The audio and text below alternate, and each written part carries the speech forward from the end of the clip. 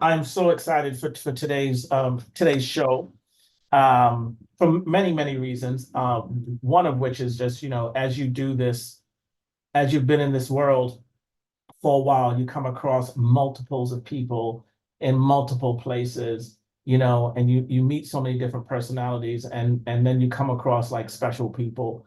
The person that I have on deck today is one of those people, not only because of what they do is from an individual perspective, but what they do for the community as well. So we're going to dig into that. But before I go, I just want to remind folks who have not been to one of these shows before, Beautiful Black Books is a reoccurring program where we feature Black writers in conversation followed by Q&A. And basically, this is set up as a vehicle of exchange, a place where we can bring these Black writers specifically to the communities and in our communities to these writers to learn more about what their sources of inspiration are, what were the things that were formative in their sort of career and getting them to where they are today. So that is the genesis of the show. If you haven't been here before, you're gonna get some jewels. If you have been here before, you'll just, put more jewels in your bag. But I'll jump in. Cory, BessKepp, it is so good to see you. It's been ages. Why don't you tell folks where you're hailing from and talking to us from today? Oh, okay, yes. I'm in a city called Walnut, California, and it's about 20 minutes east of Los Angeles. It's the city right next to Pomona, which we'll probably talk about later on. And yeah, considered the San Gabriel Valley, West Okay. Coast. There you go. Yeah. Yeah, man. Kendrick got us all proud now to be from the Look, West Coast now. okay, okay. I mean, we was already on the map, but Yeah, Kendrick yes, was like, yes. just in case you didn't know, look over this side, Yep. we're gonna dig into that too, because that has been super interesting. Mhm. But this has been a long overdue session, and it's funny because I was reminded because I was in Pomona a few weeks ago with some other laureates from different parts of the East Coast that came up and was working with Judah and Lion Like and such at the Los Angeles fairgrounds. What was it for Yeah, the yeah, county? Pomona, yeah, I Yeah, know what you're talking about. yeah. And so the funny thing was there was a number of like younger poets that have been in the scene, and I was asking them about the poetry scene in Pomona and things, and the pieces that I didn't hear, and this is kind of what made me feel old at the moment, right? And I was waiting for people to be like, yeah, Mike and Dim Lights and that in the conversation, and I didn't hear it. And I Mm, was just like, hey, y'all not going to Mike and Dim Lights. And when I started calculating back to all like how long it's been, yes, it yes. hit me. Mm, And I was like, well, there's a possibility maybe it's changed in its form or it's not happening. But mm, it was it was so Mike and Dim Lights was such a beacon of poetry and a destination in Pomona specifically. So you like for those that don't know or aren't familiar to what Mike and Dim Lights was, talk to us a little bit about what it was and how it evolved. sure. And before I go, I want to acknowledge, if I didn't acknowledge already, it's a pleasure to be here. And I appreciate that, and I appreciate you. And I'm honored. And yeah, Michael Dem Nights, we started that. I had a whole a lot of people don't know this, like I started in the poetry scene around 1999, I mean 98, and I had a whole life before Michael Dem Lights when it came to poetry. And the crazy thing was we would always have to drive to LA for an open mic, and sometimes, we couldn't get on the list, whether it be too full or we got there a little bit too late or what our name, whatever it was, but you know, we all know as poets when you go to an open mic ready to spit a poem, but you can't get on the list, and it was a lot. But the crazy thing about it, and what we realized, is there was nothing in Pomona. There was no place in Pomona to go, or even in the surrounding cities that had poetry. So what we did was we started the Mike and Dim Lights open mic in Pomona, California, in 2000, and it was a place where we had no idea the impact it would have. We had no idea how many people, how many artists were in the city looking for a safe place to express themselves, or to share their words. And we just kind of grew from there. And for 18 years, 17 years straight, we did it every single Thursday. We didn't even take, I mean, we took off a couple weeks in December, but it was every single Thursday. It was a weekly event. So it's a part of a lot of our history. I mean, I have a lot of lifelong friends that I've met through a mic and dim lights and through poetry. But we did it for 18 years straight, every week. Then we went to a monthly. And then when the pandemic hit, we kind of stopped the regular open mic, and we started doing it. We started just doing it like randomly, like maybe a couple a year or whatnot. But that's how it evolved, and it was basically out of need, but at the same time, I wanted to build something out here that we can have and we can be proud of, and where we can go, So No, that's a beautiful story, man. And I could say from personal, coming from New York and then coming to LA. And like you said, there's a number of scenes that were out there. And yes. you get on the mic, you don't get on the mic. But I was Hmm. local, so it was like, okay, cool. I don't go this time, I can get on next week. But I gotta when I was in LA and like all I could hear was like, yo, you gotta go out to Pomona, you gotta check out Mike and Dim Lights. Yeah.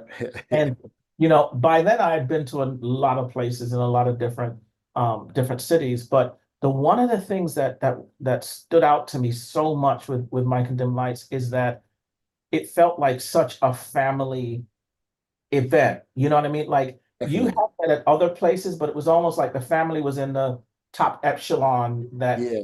that sort of ran the event.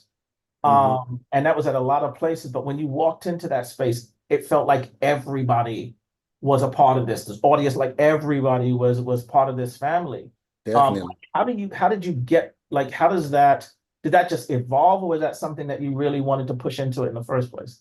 We had like a core of people who came to our show daily. I mean, weekly, and they were like the first cats because what we did was we kind of promoted at this hip hop. It wasn't an open mic; it was an MC thing, MC battle spot where Yeah. people would dance. So we would promote there, and from there, our core audience was about 9 or 10 people who we called the alumni, Mhm.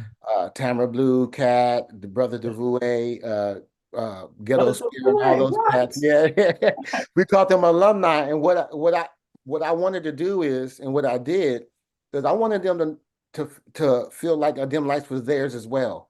So Mm. I brought them in, and like this is not just our spot. It's not me and JB spot. Peace out to JB, the DJ. It's not just our spot. It's y'all spot too.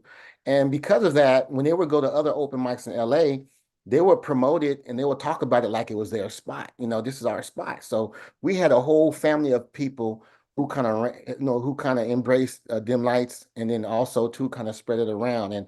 And just because of that energy from those people who also will make others feel like it's their spot, it just kind of grew like that. And that's kind of how we had that camaraderie between Yeah. each other, and we would do things that kind of make us, to kind of get us closer. We would do things, we call them dim lights drive-bys, where we just hit up open mics. It'd be 7 or 8 of us, and we just sign a list in a row. So Yeah. basically, you have an open mic where you have eight dim lights cats in a row who gets up on the microphone and talk about dim lights, and then we spit our poems. So we did that, and we just try to make our mark, and at the same time, just try to spread love, so. No, it was definitely evident. And I think you hit the nail on the head because Mhm. whenever I went outside and I heard somebody from Mike and Dim Lights, it wasn't like they were promoting. It wasn't like, oh, I'm A&R, right? I wasn't promoting the event. They were like, this is my thing. Yes. Check out my thing, and there was such a feeling of ownership, for it that Definitely. it's like, yo, Yes. you gotta go check it out. You know what I mean? So Hmm. kudos to you for that. And it's I know things happen in the pandemic and all that kind of stuff, but it's a shame. Yeah. Uh, because And the pandemic kind of hit at the right time because we were tired. We were kind of tired of no. It was a long time, and I did feel like as an artist that I haven't really got a chance to come out and be best kept, and be uh, I should say like a free agent, like just be free to hit up open mics and do my own projects that I wanted to do, like writing a book and things like that. So it was kind of a breath of fresh air too, just to be able to I'm watching all these people who came through dim lights doing their thing. And I was like, man, I gotta, and you yeah, know how it is when you put on the show, when you put on an open mic, it just takes energy. Even if you do a monthly, yeah. 2 weeks Yeah. pass by, you be like, oh dang, man, we got to I start. think about the Who's our next. feature? We got to start seeing that, Yeah. social media stuff, So it just took a lot of energy out of us. So So it feels good. It feels good not to be tied down to an open mic. I feel like, we did what we had to do in Pomona, and we kind of just, we kind of just left it there. Yeah, I think that's such an important factor because we get Mhm. so caught up in like we created something and you get attached to it or whatever the case Yes. may be, but you're an individual too, right? And you want to see Yeah. your career move. So, to I think that's a real important thing to like share with folks on the who are listening that it's okay, Yes. right? It's Yes. okay to be like, okay, now it's my turn. Let me go and sort of do my thing. So I appreciate bringing that up because I never really thought about it in that sense, in that Yeah. light. Yeah. So sometimes you gotta untie. Get So you untied, yeah, and kind of like release yourself and yeah, allow it. Now, I went in hard. I actually know I went took a class on how to write poetry again. I just different things I wanted to do. I just wanted to sharpen up yeah, everything. I just felt like I was rusty, and everything was kind of like done in passing. So I was able to kind of sit down and sink in and like really try to create art that right, I'm proud of. yeah. And you're doing for others, right? Which is great. You've been Yes. doing for others for Yeah. 18 years, man. Mhm. Like Yeah. you put Yes. in your Yes. time. You put in your time. You know what I mean? So that's dope. So Definitely. so talk to me a little bit about like and I say this almost in every show, but I love comic books. I love Mhm. um that kind of stuff. So I'm always really more interested in the creation story of like the hero than Mhm. anything else. Like how did they get to be that way? So what's your creation story? You mentioned that you were doing poetry like well before, like Mike and Yes. Demar and Yes. that thought. But how did you get started? So obviously, rap got me into poetry, and I was always attracted to the Big Daddy Kanes and the Rakims and the Nas's, the lyricists. So I've always been to that. And I would write raps and I would say raps, obviously say with my homeboys and my friends and whatnot. And it wasn't until 11th grade when I took a creative writing class. And Mr. Hamilton, and I was like, dang, man, there's other ways of writing. And he would give us these little writing prompts and all type of things and give us these type of different types of figurative language that we can kind of expose that we didn't know we had in us. It wasn't to creative writing that I realized, dang, I can write more than just raps. And so I would do that, and I would write, and I used to be on a little radio station back in the day, and I used to kick rhymes and everything, but I would always write poetry, but I wouldn't share poetry. And then I moved out to Southern California to play football and go to University of Laverne, and I took some acting classes, and that just helped my voice as far as like being able to express myself because those classes helped me because I've always been kind of quiet and introverted, but those Mhm. classes kind of allowed me to kind of like find my voice, aesthetically. You know what I'm saying? So I would write my poems and I would say my poems. And that was cool. And then after that, and then what got me to start hitting open mics up is like I started hearing about these poetry slams. So I played football. Here I am saying my poems out loud. I'm like, damn, I can do this. So Yeah. the poetry slam thing. And so even before Mike and them like started, I was already on two poetry slams. I was on the LA Slam team, and that was very competitive because it was before Hollywood had a team. So everyone was trying to be on that team. And it Right. ended up being Jerry Quickly, myself, Tiffany, and Oh poetry. wow. Yeah, yeah. So we had a cool little we had a good team. We made it to the semifinals, and you know how it is. You go to Poetry Slam, we got robbed, we got robbed. So we felt like we got robbed. But that was a cool experience too, because my first time going to New York, it was in Rhode Island, but we went to New Okay. York Yeah. first. Yeah. But I remember that one. Yeah. well, I went all in, and that was something I couldn't do when I had them lights. But when I found out about Poetry Slam, I went all in. I started hitting open mics up and things like that, and I had three home venues. I would hit up the 33 and the third on Monday in LA. Jerry quickly hosted that. Then I would hit up the Poetry Lounge on Tuesday.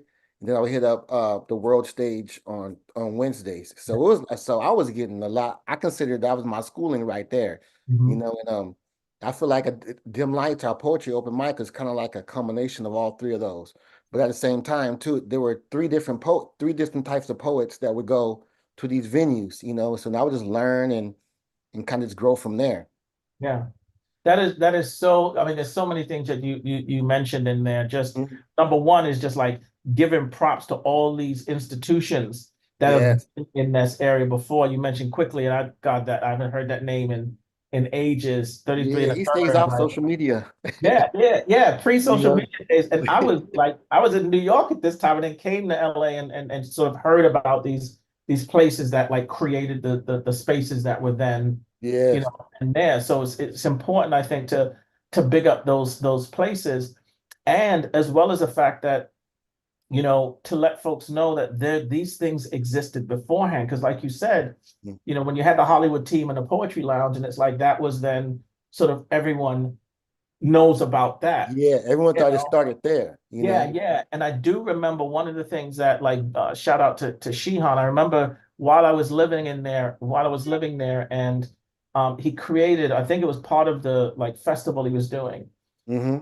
made a concerted effort to say like there are these venues that have been around. Let's try and bring them together to at least, to acknowledge that this, and then we all played I remember played basketball. Hey, basketball, yeah, yeah. Yeah, yeah, but in that strange like little moment, it made me realize again that there's been these foundational things in communities that have bubbled up to like what we see today, but it Yeah, wasn't a start. yeah.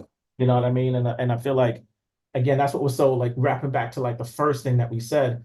That was Hmm. what was so, I don't know if I want to say hurtful, but when I was talking to these young cats that are doing things, and I mentioned Mike and Dim Lights, and they were like, "Oh, I'm not sure about that." I was like, Yeah. "Oh, Hmm. you're in Yeah, Pomona, and you don't know? Like, come on, we gotta figure this out."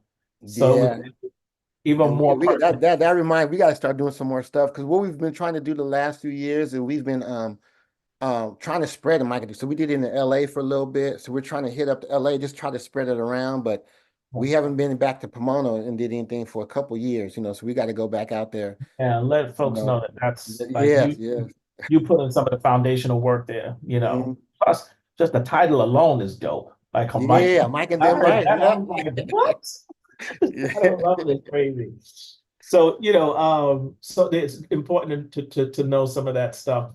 Uh, you talked about public, and this is I just know in your bio, you talk about Public Enemy, you talk about, rap music and how influential that was in your work. How was that? How was like not only rap music, but like saying Public Enemy is a very specific thing, you know what I mean? Yes, yes, As yes. well as so is Langston Hughes. So like Hmm. how does all of that fit into who you are as an artist today?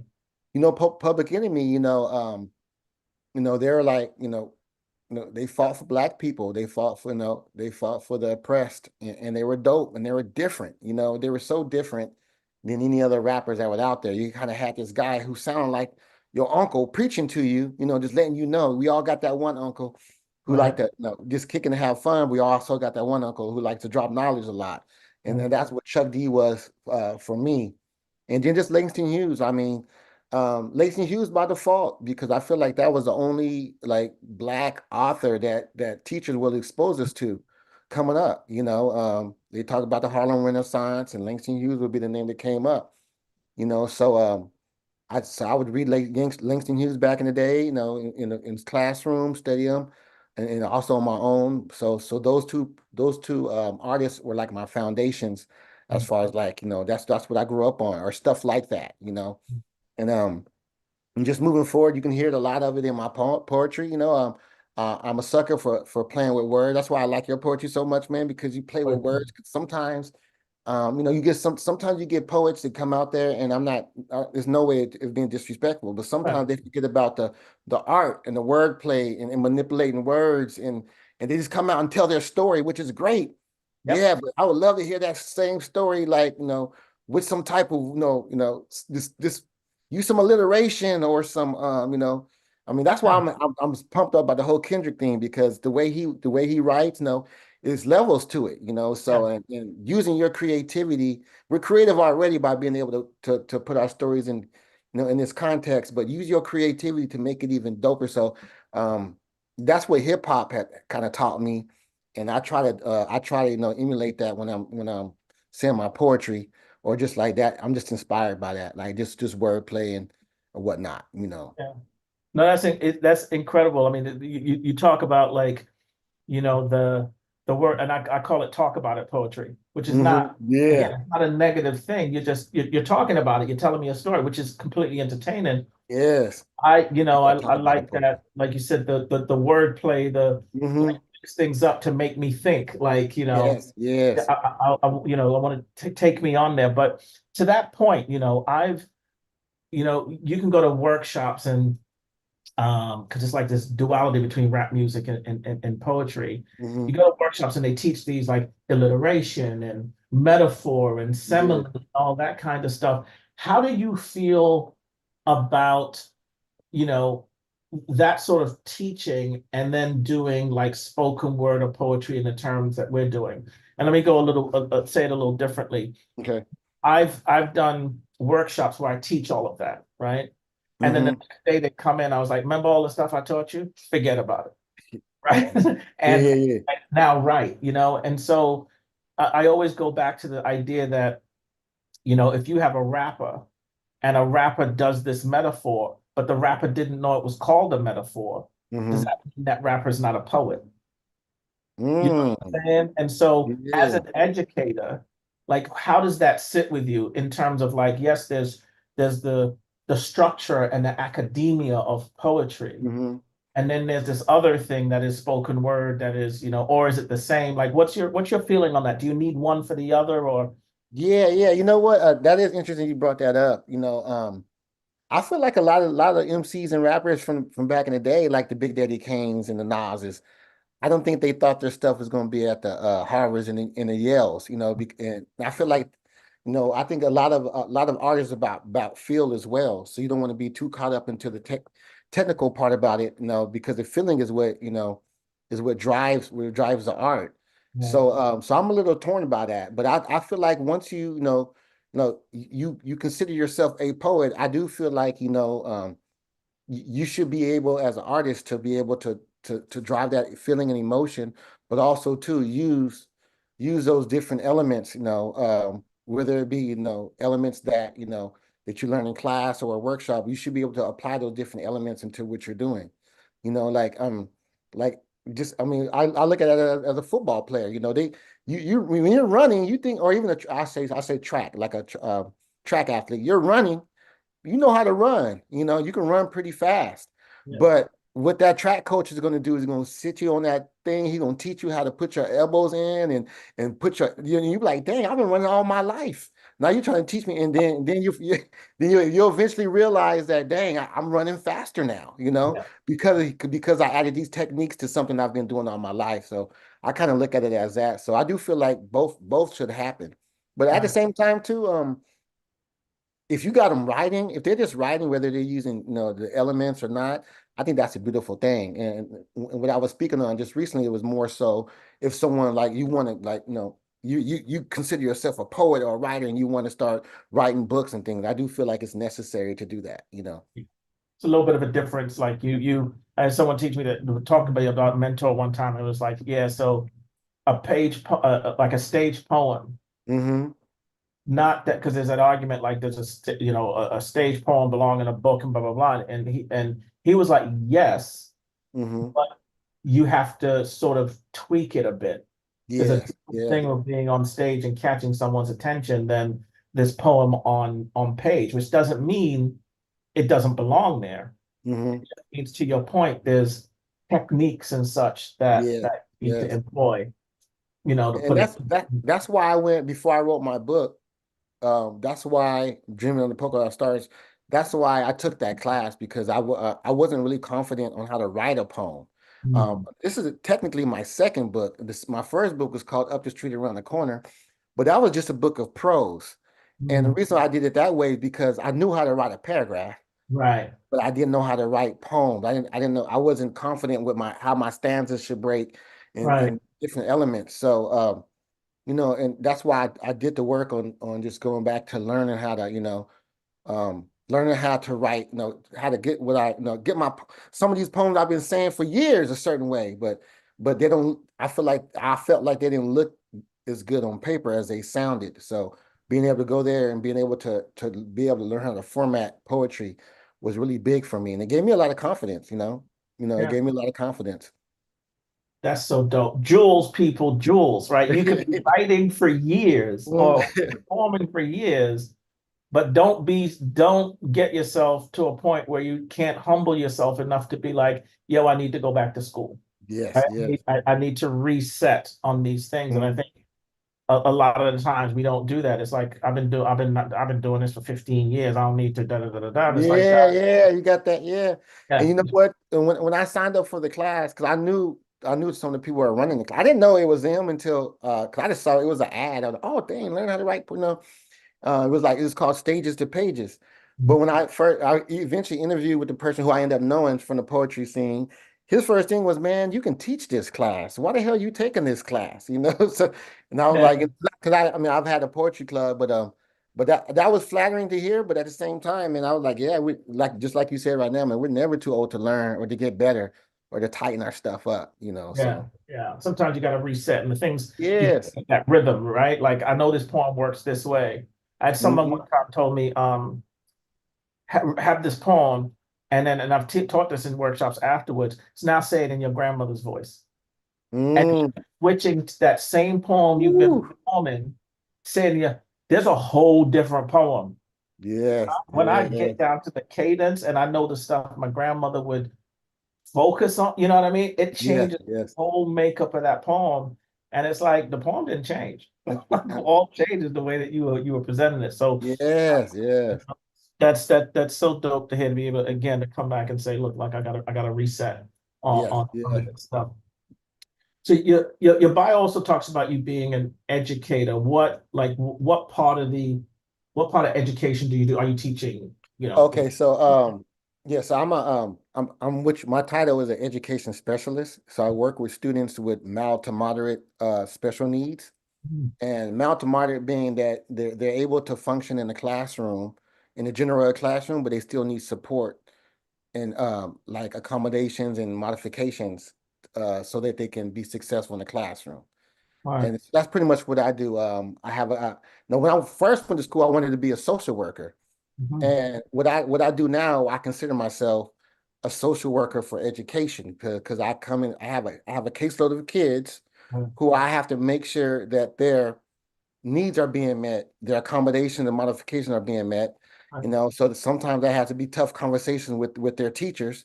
Hey, this kid needs extra time. It says on the IEP, which is individual education plan. So basically, I'm pretty much like advocating for students who have a special need or have a learning disability. So that's what I do. I've been doing that for 25 years, and Okay. I love it. Right when I graduated from college, there was a need for special ed teachers because you know special ed teachers, math teachers, and biology teachers are the three most positions that to hire for. So there's Mm. still a demand for special ed teachers because no one wants to do that. Right. So so I was able to get in on emergency credential, and they gave me like 4 years to get my credential. And so I was kind of learning on the job at the same time, but I feel like it's a profession, just like poetry. Teaching is a profession that keeps on giving back. It's different. I have a different caseload every year, and I get to advocate for these kids and make sure that they're being done right. Yeah. So Yeah. That's you know, so dope. I had no idea. I mean, I knew you were in education. I just didn't know in what capacity. That's yes, yes, dope, and I appreciate the work that you're doing there. Now, appreciate that. has that how does that impacted like your work specific, or has it impacted the way that you either write or you see art in the world? Like, has that changed anything? Because you've been immersed in that for so Yes, long. I kind of keep that secret. I try to keep it separate. That's where the whole Mhm. best kept thing came from. Like Yeah. best kept secret. Like people who in my profession don't really know I'm a poet, and people who in my poetry community don't really know I teach. And it's I mean people know now, but that was Yeah. why I came up with that. So I try to keep it separate. But it's kind of hard to because I have a poetry club now. I've had a poetry club for the last 10 years. So being able to work with kids, and this is from the general ed population, anyone can join, but I was at a high school and having that poetry club, that kind of like gives me that's kind of like that's like my extra little boost that I need sometimes, especially when I have hard days. on Wednesdays in my classroom at lunchtime, we got kids who come to my class and they just write poems, and so that's a beautiful thing. So that's one way that I kind of incorporate that into my job, just having that. And then, and a lot of these students, from years back, they're still writing. They used to come to dim nights. A lot of them are still in the poetry scene. So that's a beautiful thing, just to get them to like and write poetry. So That's so dope, and so it's something that I battle with as well. Just kind of the keeping the world separate, right? yes, I'm in yes, yes. corporate world, and then keeping this other. It's so it's such an interesting thing when Mm-hmm. people on both sides like realize it. I mean, Yes, yes. I've unfortunately been in spaces where like you in a corporate scene, then someone finds something out. But of course, the thing they find online is like the presentation you did in prison Yeah, somewhere. yeah, And yeah, it's yeah, like, and they're like, yeah, yeah, oh, didn't yeah. know. It's like, well, I can't go there and talk about butterflies and Exactly. Yeah, exactly. Yeah. Yeah. but their whole disposition changed after that. Yes, And yes. so so even when I was like getting to the point of maybe saying, oh, well, maybe let these words morph together, that hmm happened. And I was like, oh no, I got to keep these, Yeah, yes. Keep it separate. which is hard to do in this social media era. Exactly. And you Music. can even add a third element to it too, which is family. You got the family, then you got your corporate, then you got your art. You know? Absolutely. And so it's like Absolutely. three different things that you kind of like juggle, and Yeah. and Yeah. pretty much my whole entire time of being in the poetry scene, because my daughter, she was born before I started, doing poetry. So my whole entire time existence in the poetry scene, the literary scene in LA, I've had those three things to have to juggle the whole time. I've been teaching, have had a family, and then I've been doing so those three things have been part of my life, my Mhm. adult life. So because and the crazy thing is you see people all the time, like you see poets or artists of any type. Once they have kids or get married, sometimes they just disappear. They fall off the Boom. you don't hear them, Oh, you don't hear from them no more. yeah. And I'm like, dang, I can actually say I've been grateful of having a family that actually supports what I do, but not everyone is like that, or not even everyone chooses to continue to be an artist. Once they get that family, once that family dynamic kicks in their lives, Yeah. they'll throw that away. But sometimes they'll come back to it or whatnot, and Yeah. sometimes they don't. But I've seen a lot of people in our community, that it's once they get married, it's a wrap. Yeah, exactly. That announcement after the wedding. Yeah, Never yes, heard from again. exactly, That's exactly. so true. That's You so know, true. But I think it takes work, right? it And does. like, Mm, what things have changed for you as you had to realize that? And I guess why I'm asking is because, you know, I often am asked sometimes like, so, where do you write and how do mhm. you, what environment do you write in? And I'm like, yeah, that was dope before family, right? I Yes, would yeah, go to the cafe and sit down and chill and be like, today is writing day, right? yeah, And yeah. then after family, it was like, yo, wherever I could squeeze something in, I'm doing. Yeah. But that was me. Is how was that with you? How did things change once? I know kind of for you it was happening all at the same All the time. time. Yes. But your process, did that change as your daughter started get older or things like that? You know what? Yeah, I would just do it when I could, when I can get it in. Now that I don't have a academic lights, um, I have a mentor named Lee Ballinger, who always he's a writer. He writes every day. He puts something out every day. He's not actual. He's a poet kind of, but he's more just like kind of like a journalist. But Hmm. he gave me the best advice. He was like, "Hey, you gotta pick a time in the day where you can write. Whether if it's 30 minutes from 6 to 6:30 a.m., let it be 30 minutes from 6 to 6:30 a.m. But you have to find a time that you know that you can make it every single time. Right. Every single day or 4 days a week or whatever. So I took his advice to heart. And so right now, like the time I can write is probably like from 10. I can start writing at 10. I give Yeah. myself 30 minutes. Sometimes I go longer than 30 minutes, sometimes I don't. Sometimes I write new things, sometimes I'm just editing things I've already wrote. But giving myself that block of time that I know that I can't, it's uninterrupted Yeah. and it's consistent. That's what I've been doing. I don't write every night at 10 o'clock, but I know when I'm gonna write, I know it's gonna be at 10 o'clock.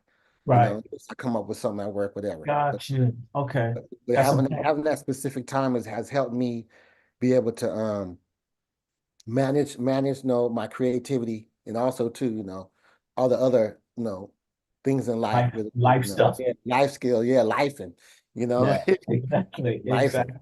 Yeah. I mean, I'm so glad you said that because it's so, I think to your point, like one of the things is the marriage and the things like that that stop. But I think Hmm. also people get into that point where it's just like, oh, I don't have the time anymore. Yes, They're looking at it from like doing it the same way they did prior to their life changing. exactly. You know what I Yes. mean? You got to Hmm. adapt and be like, okay, I got to do this differently. Hmm. I love ball. So it's like, I Yeah. can't, like, I don't got knees no more, you know? So I Yeah. had to switch a game up to being from the outside. But Yeah, yeah, yeah. Make that adjustment. yeah, you got to adjust over time because Hmm. life changes, but folks, sometimes we get so stuck in the way that like, this is what I'm known for and this Yeah, is how I yeah. do this thing. So I'm not going to change, but it's great to see that, Hmm. like, you know, that you're showing. We gotta evolve with our art, Yes, So, that's so important. you Exactly. know, Not evolve. And that's why I think it was so great that you said I went back to school. Because sometimes to evolve, you need to take a step back to move. yes. You know? Hmm. And folks don't want to do that. It's Yeah. it's a battle. But I want to definitely get you into a point where you're going to give us some work. But Okay. before just a couple questions before we get you to read. Okay. One of the things that I noticed that I was just like I almost stopped and applauded, but I saw that the book was published by World Stage Publishing, Yeah. and I don't know that a lot of people know. So going back to this like roots in the community thing, a Hmm. lot of people don't know about the World Stage. So can you talk to us a little bit about how that happened, or did you choose them? Did they come to like how did that happen that they published this book for you? Yeah, World Stage Press was actually they were kind of involved in the class that I took as well, the CLI class in a way, but I really like the World Stage Press because I love the world stage and its history in Los Angeles, and all the poets that's come through there, and how they critique you, and you got the old school cats. Just that alone has made me want to be a part of world stage. But yes, I did submit, because when you take that when you the class that I took, they taught you how to create your manuscript. They teach you how to promote your script, or actually try to get publishers to publish your book. So they taught us all of that, and that's what I did. I kind of sent my script out. I reached out to people, um, but truthfully, the world stage was always a no-brainer for me, because of what I mentioned before. Also, too, just being part of it. The Sims library, where the world stage is I don't know if you had a chance to go there yet, but the Sims library of poetry. You Yeah, know, I it, haven't been there like where they are now, oh, but okay. before Before, when they used to okay. hold shows and stuff like that. Yeah. Yeah, yeah. So Part, part. that right there, and just to see what they're doing, um, just the support they have, and just the things that the opportunities they gave us to actually, to publish our book under them, or under for me, and also too, just like also, I don't know, it's just a lot of different things, a lot of positives about just being with them. I do want to, I have a book coming out hopefully next year, so I do want to kind of expand and see what else is out there. But Mhm. I do love the fact that the World Stage Press is pretty much there, as far as like a staple in LA, as far as like helping poets bring the stuff out. Yeah, and I would think at least that it's like because of what they're about and who they are and how they Mhm. started, like it's a place that you don't have to explain as Yeah, much. yeah, yes, You yeah. know what I'm saying? It's like Hmm. I've tried to get manuscripts out there, and it's like you have to then check and see what kind of other stuff that they promote do they Yes, yes. publish because they may not see your work like that. You Hmm. know what I mean? And Hmm. so there's something about being able to, and I think it's like it's all coming back to what you said about like Mike and Dim Lights and being home and creating community and not Yes, yeah, having a safe space where I don't have to explain myself. Like folks, they get it. definitely, You yes. know what I mean? So hard question for you. What makes up a good poem to you? emotion, wordplay, um, the topic, Mm, and the authenticity of the poem. okay. But most importantly though, the storytelling. I do feel like the storytelling aspect of poetry is not as people don't really value it as much as I feel they should. Mm, But I feel like being able to tell a good story within a poem is something that I feel we need more of. But if you can tell a good story and make it creative and powerful with emotion, that's a great poem for me. gotcha. Yeah. Another question I've been asking people. So, who's your favorite rapper? Gotta ask that. My favorite rapper, my favorite rapper right now is Fonte. And What? Fonte is from Little Brother, Yes, yeah, yes. man. He's been doing grown man rap for like all my life. Storytelling. Yeah, storyteller too, and I like fun. I mean, I like his wordplay. I like his his delivery, and I like the fact that he's part of the Foreign Exchange, which is a R&B type of group, and Yeah. I feel like he kind of stepped out, kind of like you did, man. I really appreciate the fact that you're doing poetry over house music, man, because that's dope right there, and You I feel did. like we need more of that, but being able to step out your comfort zone and do something like that. Mm, But anyway, that's one of the things I like about Fonte too. Like he just able to and he can rip a mic. The dude can rap, yeah, so yeah. but for all my life though, most of my life I've been a Rakim fan. Rakim, Big Eddie Kane, Yeah. and Kendrick Lamar is not too far No, behind right now too. I'm yeah, starting to really yeah, appreciate him. yeah. But all those are people that like changed the game. Like Yes. rock was going here, and Hmm. yeah, they came around, and it kind of shifted, and what you know what I mean. And it's like Yes, all those yes, people yeah. are Hmm. people that kind of changed the lane a little bit. Uh, Yeah. if you had a rapper that you will that I mean, you're an educator. Uh-huh. If you had a rapper that you were like, young people were like, who should I listen to? Who would that be? Right now it would be Kendrick, just because of the figurative language that he uses. Right. It would be Kendrick, but also Nas. Mhm.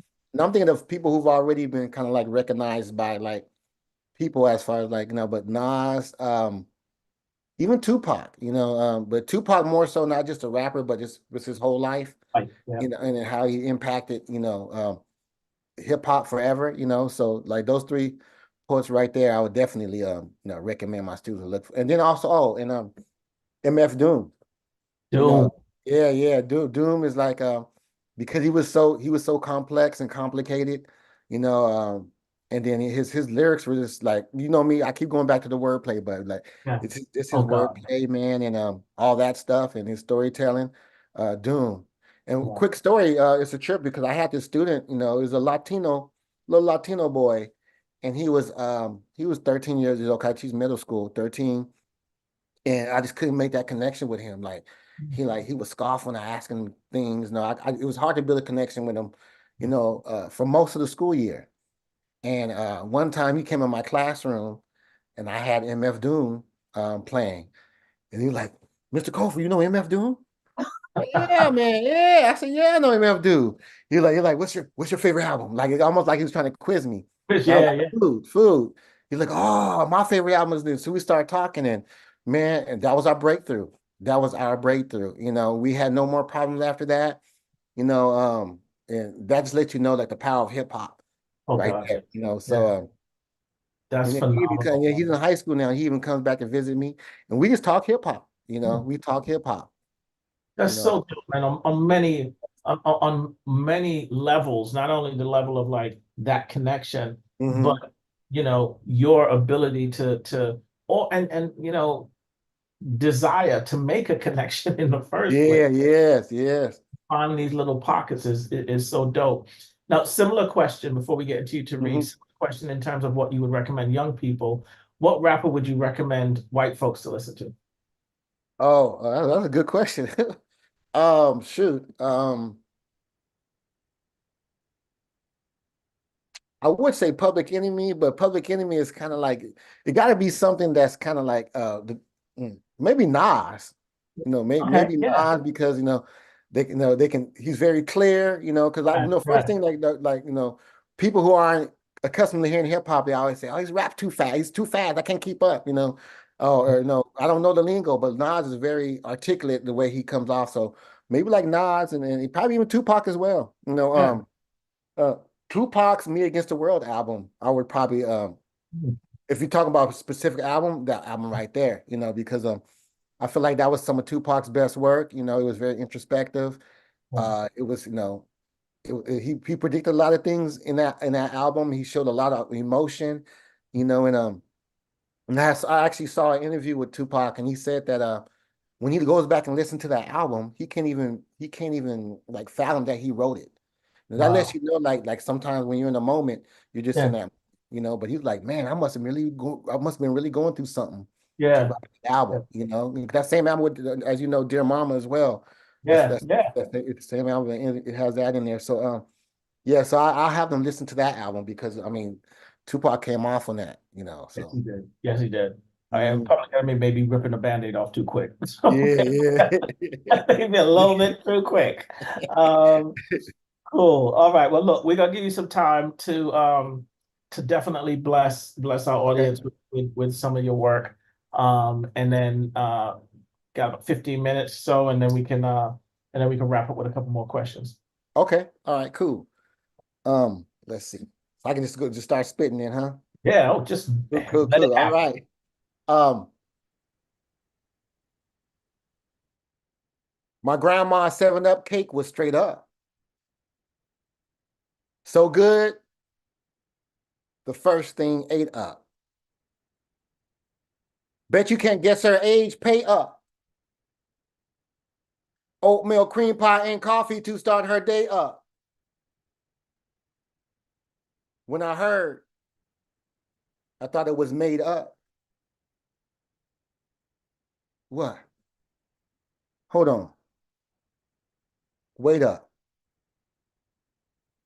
She was just teaching Sunday school. Pray up. Smiling down on her loved ones from way up. When the hills are cabbage patching and the dust is moonwalking and the wind is pop locking and the leaves are robo-copping. We are somewhere to nowhere to no hair on our top lip, we peach fuzz. Some wonder if their daddy does or how tall he was or how small of an issue to always have to miss you it was. We get through because we learn our lessons and pray it don't overflow. Bottled up aggression, them buttons you pressing could mean go. We go hard on BMXs. Hand-me-down handlebars big as Texas. Flexing our black boy muscles, we ain't messing around the corner. Lose liquor cell depression. And diapers. The ciphers out front taught us lessons. Head bobbing, forehead sweating. Head bobbing, forehead sweating. White dice shoot 7, 11, cherry slurpees like heaven. Red tongues be the devil, blue tongues be flexing. We black boys on brown cardboard, B-boy sessions, MJ's moonwalk gave direction. One glove, one love. Expressing the culture, impressing the vultures who had the nerve to handpick the vulgar of our beloved MCs and then praise them when they're older. Nights get colder. Mad Dog 2022, we hang over. Sins hang over our crowns, eyes glazed over. We vomit out last night's transgressions till the day's over and wonder what happened. Back then, everybody rapping. The golden age of hip hop had every car slapping. Big Daddy Kane ain't no half stepping. In school, we half present. It's either half present or adolescence or bad choices. Who represents the voiceless, forever searching? Cries go noiseless till it's curtains. Now we missing persons. Searching on our way out. Get in or fit in or reroute or be out. Be like Harriet Tubman, we out. I wish I had the balls to be like, we out. Head over the hills so I can see out. To the trees cabbage patching and the dust is moonwalking. And the wind is pop locking. And my mama is making her black people burritos with hella cheese. And we consume hella red beans and rice, black-eyed hella peas. Be nice at night, thrifty ice cream be right on. Right on magazine be hype, got new edition right on.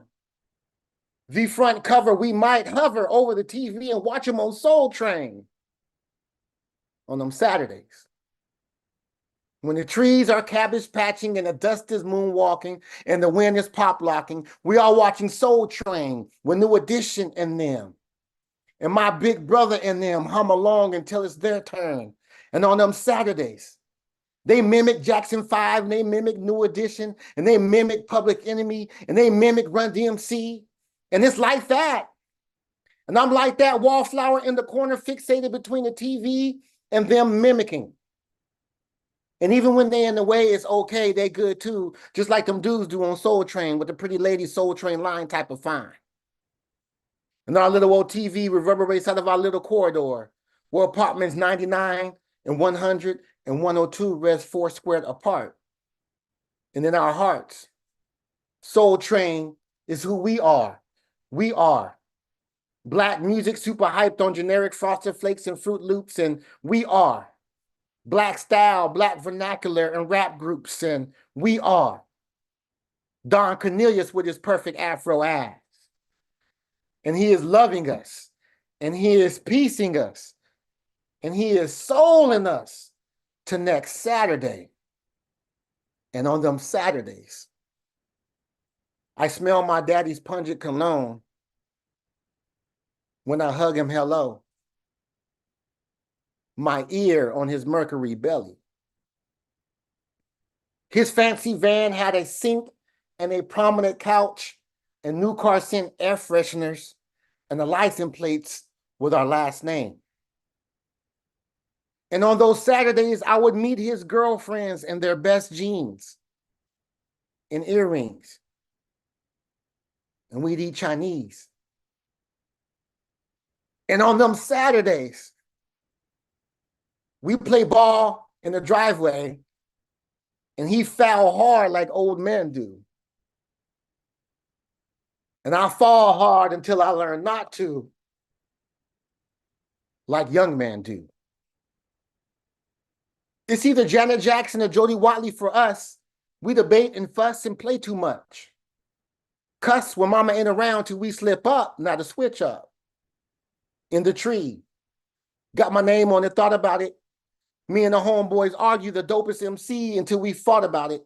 We all about it. Chuck D and KRS Black History, they taught about it. Classic rap slap. Classic rap slap, slap, slap at our brain cells. We tap into Too Short, Freaky Tales, and marvel how he story tells. Aunties tell us we managed. Call the girls hot tail, or fast, or grown. We act on our own, asking for phone numbers, acting like front runners still behind. Learning to never exhaust the mind, even when we lost our minds. We still had time. All right. I got this one more poem I'm gonna hit up. This poem is actually the first poem in my book, Dreaming Under Polka-Dot Stars. And the reason why this poem is so significant and why this poem is the first poem in my book, because it's my furthest memory. So when I go back and try to remember the first thing that I can remember, it would be this poem. There's a hilltop in a tiny Texas town where blue jays blend with the sky. And daisies pirouette next to yellowish green grass, and green grass turned yellow. Or where yellow and green grass handhold. Near an off-white trailer with brown bruises and shedding skin. Nearby, locusts shed skin before becoming migratory, and we migrate to the hilltop where the jukebox is playing black noise. And noisy black boys with energy play games where we run and we tussle. And I think my uncle drank enough to tell a story on how he knocked somebody out with brass knuckles. My other uncle knock out shots of whiskey and that clear stuff he say, grow hair on your chest. Ice chest full of pop and beer from the wet town where the liquor sign has a flickering R. The flickering strobe of the jukebox as it eats 1/4 at a time. It play music my auntie snapped their fingers to. They talk about how their nephew looked just like their daddy. And they whisper how their nephews don't look nothing like his daddy. There's nothing like daddies and mamas and aunties and uncles and cousins, and daddies and mamas and aunties and uncles and cousins. And there's nothing like daddies and mamas and aunties and uncles and cousins gathering on top of a hilltop on a Friday night in a bruised up trailer. I watched them play spades and dominoes at a folding table, small enough to see auntie's big five. She slapped them down and yelled, "Fit in," like my uncles do. At my age, she kept score. And at my age, I dream. And I eat orange chips. And I watch Uncle Butch flip meat on the grill with his fingers under a basketball moon and polka-dot stars. There you go. I'm in a meeting right now, baby. Love it. Love it.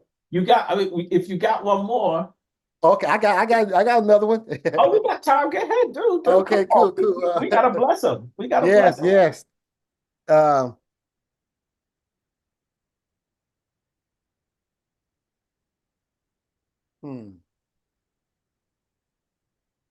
Let me get one something out of my book. Yeah.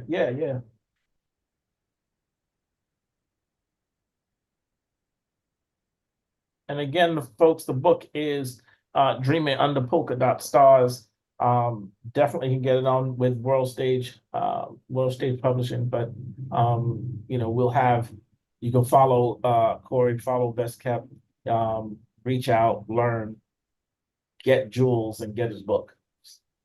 So I did a poem about my dad because one thing about this book, it kind of covers the stages of my life, from being in a nuclear family, having my dad in the house and my mom and me and my siblings, to being part of a single parent household to where just my mom.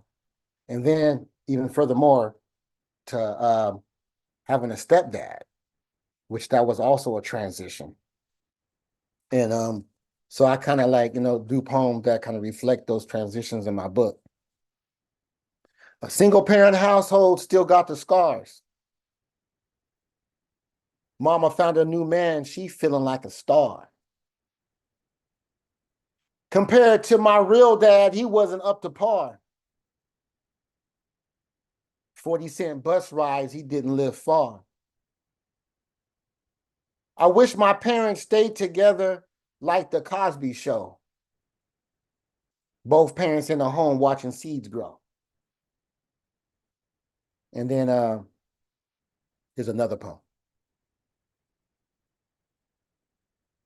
Never would I put him in the place of my dad, but at times he was the only father figure I had. And yes, I know that he made mistakes, but now that I'm grown, I can better relate. He once told me I'll be president someday. Still reaching to the stars since he told me that May. His bag of pork skins, Michelob tall can. To this day, it's surreal that I won't see him again. All right. You got room for another one? Are we done? Oh, of course. Yeah, we got you. Come on. Stadium lawn looking green and plush. Black gown, hat, tassel when I'm feeling the rush. Black rolls from concrete, that be hassle enough. Today I get my college degree, so what's up? So what's up? I'm standing in line, family sitting over there, mama already crying. That's my number one queen, she done so many things. Sister sitting to her left, about to turn 16. Bald fade look clean, I'm rocking new dress shoes. Same shoes I'ma use for my job interviews. Same shoes I'ma use for my first day of work, rocking my dark slacks and my nice white shirt. I got my shirt from Ross, clearance rock. Clearance rack low cost. I persevered through the rain. Every gain I lost, I grieve the loss of Mike C. and Ron and all my other homeboys locked up or gone. This is for y'all too. I think about y'all too. We wasn't prepared for college just to finish high school. The SAT was hella foreign to me. I didn't know about that shit till I learned I turned 19. And now I'm walking on this line on this May 19th. I thank the gods in the heavens that my mom stayed clean. I would sell my spleen just to buy her a house. For all the days of my life, she put food in my mouth, got gum in my mouth, leg shakes from nerves. I couldn't describe the feeling, couldn't put it in words. Some MCs said college was a wasted time. That's a wasted message. That's a wasted line.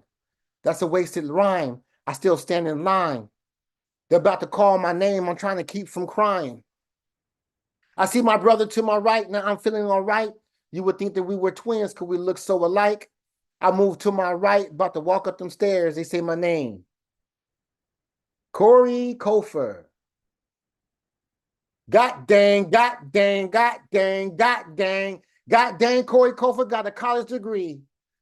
And now I hope all the kids want to be like me. Because there's too many like me who want to be like Mike. Want to be like Randy Moss, want to pick up a mic. But if you haven't had nothing, and if you haven't read nothing, then how you going to write? All I know is I'm about to have a party tonight. There you go. There you go. Yeah, yeah, yeah. Love it. Love it. Thank you, man. Look, I always love to hear you spit. It's like there's such Appreciate melody, that. there's such melody in your work that I think is it's so dope. It's so inspirational, and I think it can and absorbed at so many different levels. You know what I mean? It doesn't matter where you come in, where your entry point to poetry is, like your work hits all those spots. So Thank you very that's so much, dope. man. I That's appreciate so that. dope. Thank Uh, you. it's funny that last poem made me think of a question for you, which is, let's say you had, fairy godfather, fairy Mm-hmm. godmother came by and said, okay, I got this one wish where you can wish to be to perform in front of any audience that you ever wanted to perform in front of. Where would like or space, Mm-hmm. you know, what would that space be? Or That's that easy. That's easy, man. I've always wanted to do the opening to a Mary J. Blige concert. what? Why that? Man, That's I'm a fan of her work. I've always loved Mary J. Blige, and I've been in several of her concerts, so I know, how you feel like, as a poet, you're like, I can rock this audience right right. here. That's all it, yeah. Yeah, and I just know her catalog, man. So I'm just waiting for that call, man. I might just do the poem and send it to her. I think you And should. yeah, yeah, and just do We're it, gonna just, put this just do a out. poem to introduce her. Like, let me introduce you to this queen, the best kept way, So that's Look, like that's like a dream of mine. But there's a few artists that I would like to open for, but that right there, like, yeah, being able to open for Mary J. Blige and doing a poem about her and honoring her at the same time yeah. would be like would be a dream come true. You know Yeah, what we I'm saying? need to make that happen. And in this world of social media, like Oh that, yeah, not yeah, so far. That is not exactly. so far Yeah, you're fetched. right. You're right. I need to step it up. I don't know if you Look, know Joe Hernandez, Pojo Joe, right? Joe. yeah. He's a Billy Joel fan, and that was his dream, and he actually accomplished that dream. He was able to. Really. He's from Chicago and everything, so he was able to open in front of do an opening poem for Billy Joel. I need to act how he did it, So Yeah, yeah. That's dope, dude. Look, if we just visual, my wife says all the time, you just visualize it happening and yeah, you're right. You're right. show them that space, you know what I mean? Hmm. So what is, with this book, what does your family think of your writing or like, of what you do? You know what? They enjoy it. My kid don't pay no attention to it. Of I haven't course, really, no, man. I haven't really started. I haven't really wrote too many poems about my family. I feel like I had to get like my past, my Mhm. childhood. I feel like I had to get that out of my system before I started writing about the present. Even though Yeah. I do write from time to time, about my wife or something like that. But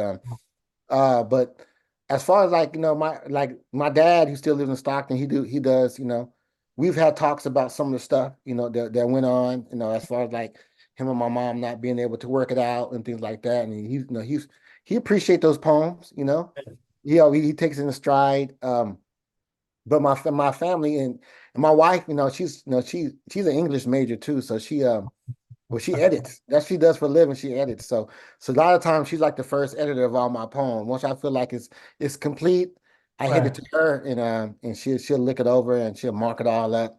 I'm like, mark it all up, and then sometimes I just don't give it to her sometimes. Sometimes if I just like the way it is, I'm like, I'm not even But gonna let her this is how it's gonna mess run. with it. Yeah, yeah. So Yeah, she I kind of love looks at it and that's with poetry when it comes to her and I, we that's kind of like the relationship. And I always like to bounce things off of her too as well, So Gotcha. And in this particular book, is there like like a theme or something that you wanted like to resonate with your readers? Like if you would say, okay, after someone reads my book, I want them to be able to walk away with this. What would that this yeah, be? that's a good question. Absolutely. You know what? Just the black boy joy part of it. Because I feel like when like especially in our generation, whenever people think of like, the black male, the black kid, the black boy, they don't think about the joy part. They just Mhm. think about like, either sports or jail or prison or whatnot. But there was a lot that, I mean, even like the part about being poor or being coming from a modest background. Like, yeah, that's true for a lot of us, but we still found joy in that. So I think when people read the book, I want them to like hear me talk about things like, how me and my friends were like I talked about one of my poems, like we would wrestle and we tussle, but I added because we think too, like because we don't just like, we ain't always aggressive. Right. I remember having, good debates with my friends. We debate about hip hop, and debate about other things, So I really wanted people to know that, my childhood probably could reflect a lot of childhoods where, we had fun and we played sports though, but at the same time we did a lot of different things. We were Mhm. creative, hand me down handlebars, big as Texas, driving around, Right. I stuff like caught that. yeah, so, the bobbing our heads to freestyle and having freestyle ciphers. There was so much joy in my upbringing and just growing up that I do want people to see the other side of what's always, in the limelight or the media or stereotypical, So, man, that is so important. I mean, I Yes. wrote a poem recently really about that, the black Mhm. joy, but it's like Yes. I had to write a poem about it to remind myself Mm-hmm. because you get, like you said, you get so into the narrative, which is Yeah, important, exactly. which is a good Mhm. question that I have for you after this. But Mhm. it sparks that. But there's that to me, there's that narrative, and I had to literally sit down and be like, "Yo, I got to recall this back into the universe, right? Yes, What yes. what joy is for. Hmm. But what that did just spark for me was a question of there's a school of thought. I think it was Denzel Washington that said this one time. And I was like, I love you, Denzel, but he said, oh, I think it was Denzel. I could be wrong. Let's not hold me to fact here. Okay, Um, okay. but it's just this idea that there's a school of thought of people saying we should stop doing those poems. We should stop talking about like the plight of the enslaved and all of that kind of stuff because we're either past that or um we don't want to keep talking about that because that just creates this narrative similar to what we're talking about. We talk so much Yeah. about this, what you call it, we don't remember the black joy. But then there's this Hmm. other school of thought that's just like Malcolm will say, if you forget it, you bound to repeat it. Yes, Right. So yes, what's yes. your thought on sort of on that process there in terms of like, you Yeah, know, I think it should be a balance. I mean, because no, they always say that well, I don't say they always say, but no, artists we're the ones that kind of like, documenting the times in real time sometimes, right, So right, I mean, I know there's a lot of poets writing about what's going on right now and today, and then also too being able to write about the past. It's hard not to write about today when you still have that past. And like you said, it's repeating itself, you know. So I feel like there should be a balance. I feel it should be a balance with that as far as like, being able to tell your story and being able to, I mean, because I talk about certain things too in my poem that I had the unfortunate experience to mm, have to experience, but at the same time too, I try to talk about other stuff as well. Like being part of a single parent household was tough, and that's the story of that's a narrative for a lot of Black boys. Yeah. But also too being able to build a relationship with your stepdad, which is a positive thing. At least he came in and stepped up. Yeah, I true. mean, being able to point that out, and talk about how I used to, talk about how I used to watch Jeopardy with him, and Mm. just do certain things, and I have fond memories of him as well. I feel like, just telling the whole story is important. And I think if everyone's story has, both positive things and not so positive things. But as Mhm. an artist, it's good to, like, talk about all of that. That's so true, and it's important. I think we like you said, we have stories, right? And Yes, yeah, we have whole stories. whole There's like stories. Yes. whole stories to tell, and that's important to get that out there. They always Um, they always tell rappers, it's cool to be, be a lyricist, but sometimes you gotta make something for the club too. You right. know what I'm saying? Exactly. To show the diversity, because you know what a cool party is like, write about it, Yeah, you know. exactly. Because that's the thing that's going to draw that person in, right? Like, Yes, yes, they hear this, you got a whole catalog, but it's that one song that they're like, yep, oh, let me now check out this other thing, this other thing. yes, I mean, yes. Mm-hmm. you got to create that for people. Um, if you could tell yourself um something 15 years ago, Mm-hmm. what would that what one of those things would be that you would tell yourself? Um, you know what? I just think patience is a something that I would not only tell myself, but if I was 15 years ago, I would continue to remind myself, Mhm. just because patience just goes such a long way. And, especially right now when we're in like a microwave society where we want everything right away, right now. Um, just being able to have patience, being able to, take a step back. That's why I've been taking a step back the last few years and kind of re-evaluating and recalibrating and all that stuff. But being able to take a step back, and that's one thing that I have a son, he's 21 years old, and he's a young man right now, and I kind of see that in him a little bit, so Right. I'm trying to preach to him, which I wish I would have known back in the day, is like, be patient, man, just be patient, Yeah. do it the right way, Yeah. and make it quality, Yeah. you know, Yeah. you know. It's so true. I mean, it's just like I said, there's so much advantages to the social media thing and us Yeah. getting reaching quickly Mm-hmm. that does to us about like our expectation then Yes. stuff, Yeah. right? Even in movies, like I think coming up, we would have a TV show. You mentioned in one of the poems about the Huxtables, right? It's like, Yeah. but every week you were waiting for the next episode and the Yep. next episode. Yes. Now we Mhm. can binge watch and you just get the whole thing, Yeah, and yeah, yeah. It uh, ain't, it's not that good. yeah, yeah, it's Especially, like expectations but yeah, definitely, are reset. Uh, hmm if your book and this uh dreaming under the polka dot stars, if it was a rapper, who would it be? Ooh, I would want it to be, I would want it to be Fonte. Be- Okay. because I mean, just because because he rap around about grown man stuff all the time, I wouldn't mind him just spitting it, Yeah. that Yeah. but even, yeah, it can be. Yeah, probably Okay. Fonte, Okay. probably Fonte, or even Black Thought too. Anything Black Boy, Thought. look. Yeah, yeah. Anything he touches is, it just sound like gold. Yeah. So I wouldn't mind having him, and that's one of my favorite rappers as well. I forgot to mention him, but yeah, one of my Me too. favorite MCs. Like lyrically, you can't. Yeah, yeah, yeah, man. Yeah, absolutely, man.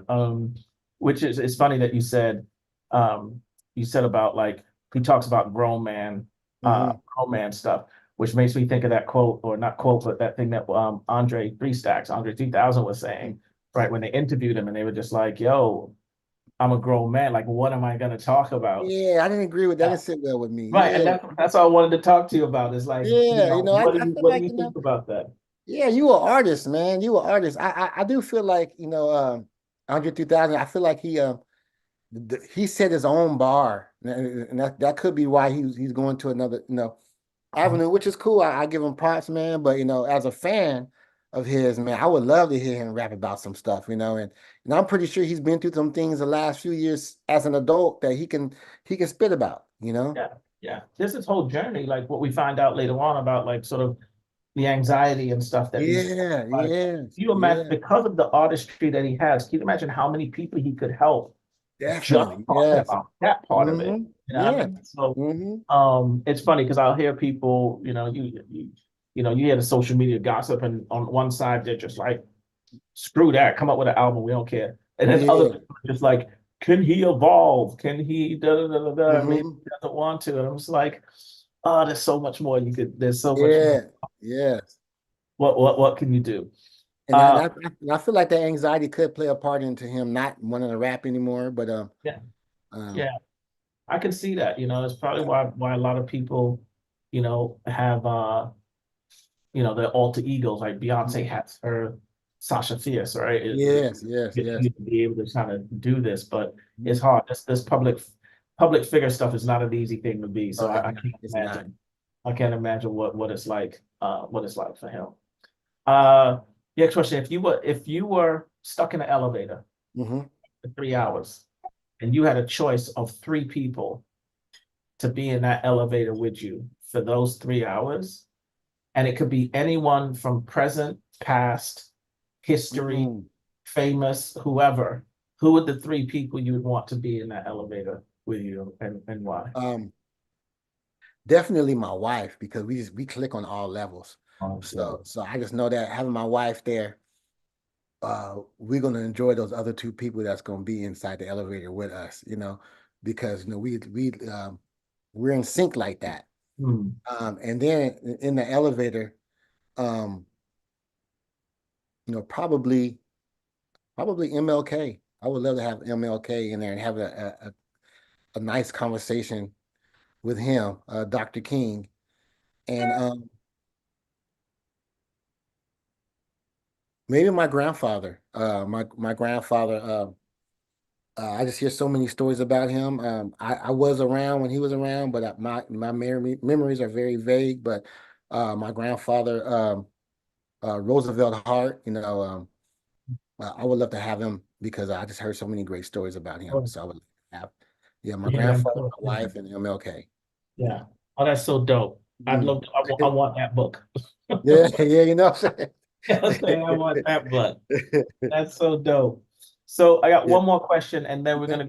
we're gonna close it out with what I call a quick fire round, which um I ask you some questions, and then I just want you to tell me like the first word that comes to your mind. Okay. Okay. But one more question before.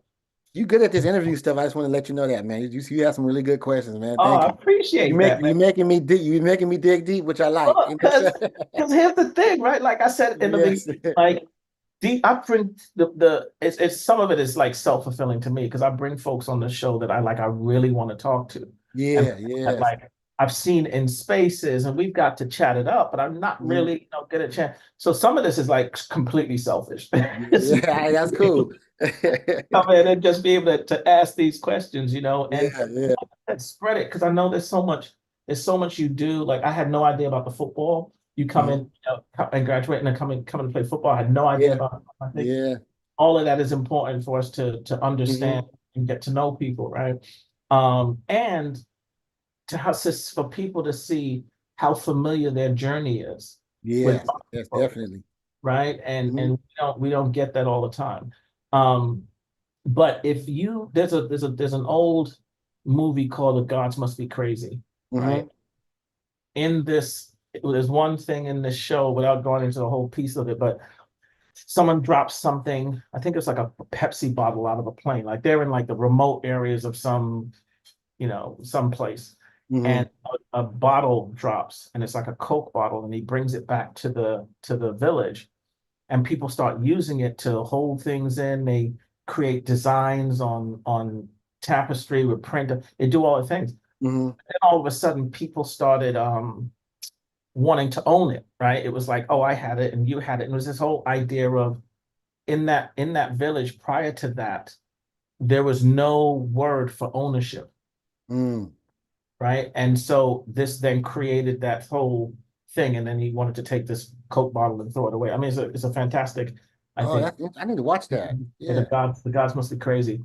Mm. But all of that being said, is there a word you feel like in a language that like we could do without? Is there any word phrase that you feel like, you know what, we probably shouldn't have that word for that? Yeah, yeah.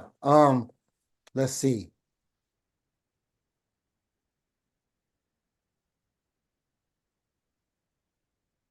Maybe can't. I know that's kind of like, No, maybe that's it's that tough. word.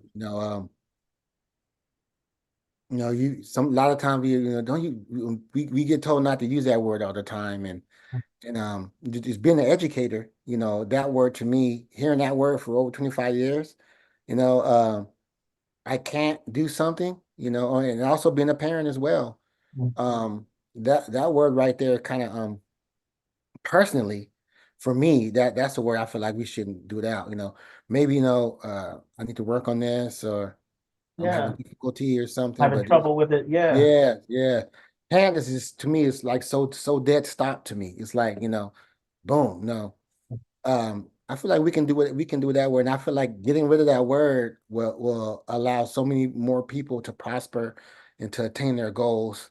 Um, Oh, that's so that fire. word was probably out. That's so fire. I love that, right? Because Yeah. the word itself is so absolute, Yeah, right? yeah, yes, yeah.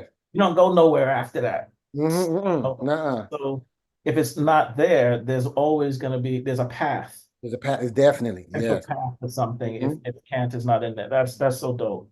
Yeah. All right, we're gonna fly to our quick fire Okay. questions, right? So again, no thinking, just whatever Okay. comes to your mind. It could be one word, it could be two words. Okay. We'll start off. First one, art,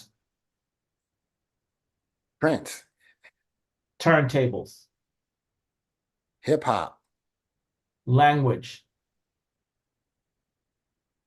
music, breakdancing, my brothers, pain,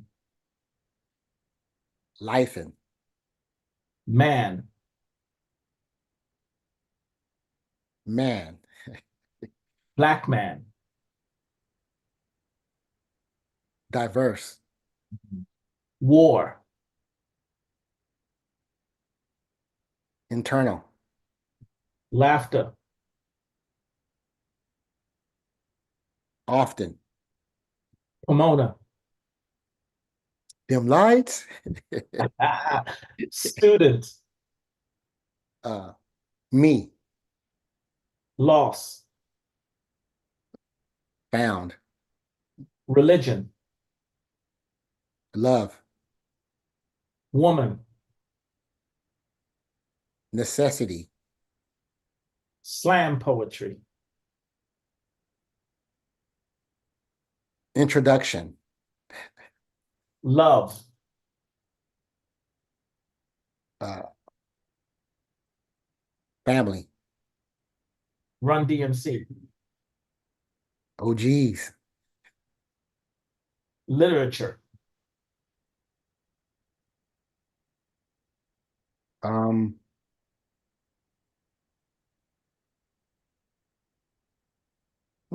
complicated, Hmm. Wife. life, Father. honor, The Lakers. Clippers, That was gonna be my next word. The Clippers. uh, SoCal.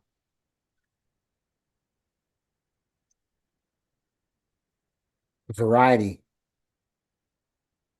Poet. us. That's it. Thank you so All right. much. Thank you, Uh, man. for I this. appreciate that. Look, this has been amazing. And like I said, some of these things, some of these are like really self-fulfilling for me. It's like this was long overdue. And like we were talking about in the beginning, it's over 12, 15 years. Yes, yes. Hmm. We've seen each other. And, you know, it was important for me not only to chat with you, but also just to like, you know, as this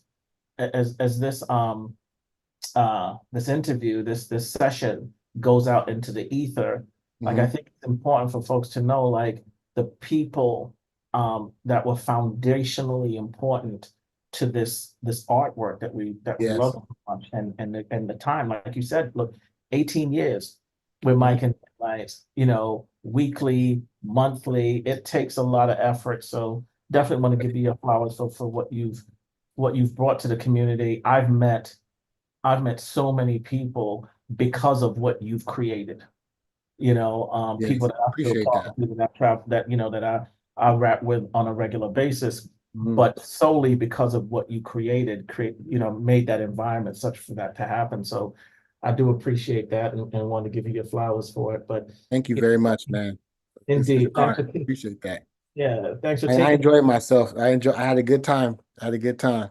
I You love it, know, man. I love it. some We're gonna poems get may come out of this. You got the wheels turning. I So love it. I love it. That's what's up. You know, and yeah, when you get the next book out, you know, we get you back on and we could awesome. talk Okay, about that. definitely. Yeah, and talk about that journey and such. But yeah, man, again, thanks for the time. Love to your wife and your family. And look, Same to we'll you. we'll get up soon, man. We'll get Yes, up. we will. I may see you up north sometime, man.